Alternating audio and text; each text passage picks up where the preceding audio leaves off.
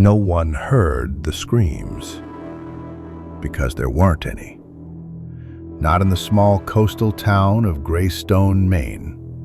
Not inside the abandoned inn that locals called the Silent Room.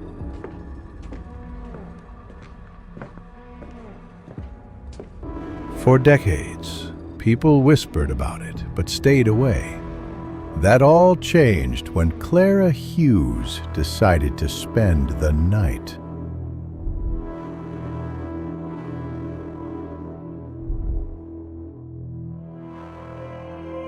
Clara was 27, a travel blogger, a photographer, a seeker of places most people forgot about. Her social media was filled with ghost towns, deserted factories, lonely lighthouses. Friends described her as fearless, the kind of person who would follow a dark staircase just to see what was at the bottom. That October, Clara's followers sent her a challenge: visit the Silent Room Inn. She laughed it off at first, but then she booked a ticket to Maine.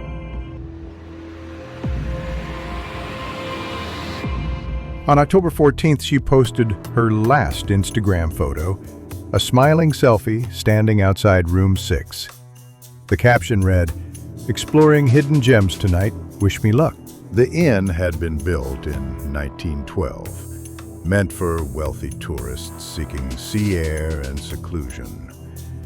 But over the decades, it became known for something else. In 1936, a maid claimed she heard someone breathing inside a locked, empty room. In 1952, a traveling salesman disappeared overnight. His suitcase remained, packed neatly on the bed. And in 1985, a young couple vanished without a trace. The only person who might have known what happened, Elias Ward, the caretaker.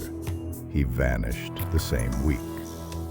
Some swore they still saw him at the upstairs window long after the inn closed its doors.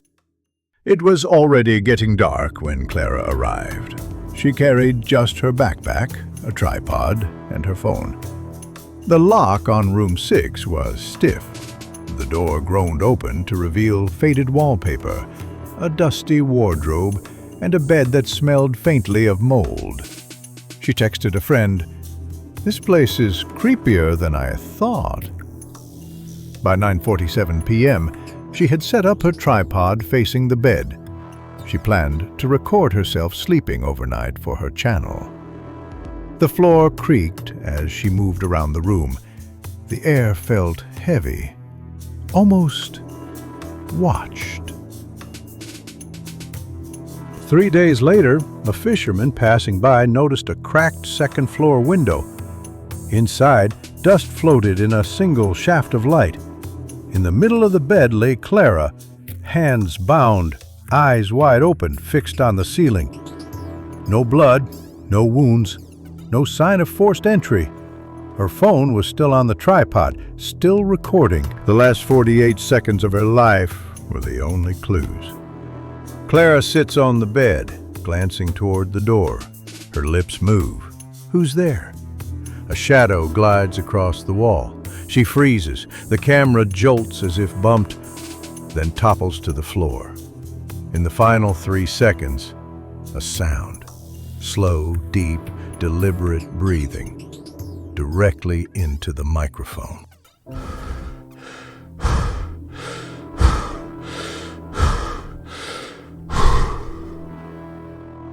Police searched every inch of the inn. No fingerprints, no footprints.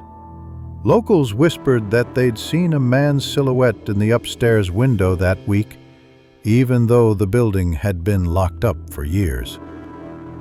Detectives considered 3 theories: a squatter who'd been living inside, a stalker who followed Clara there, or something tied to the inn's cursed past.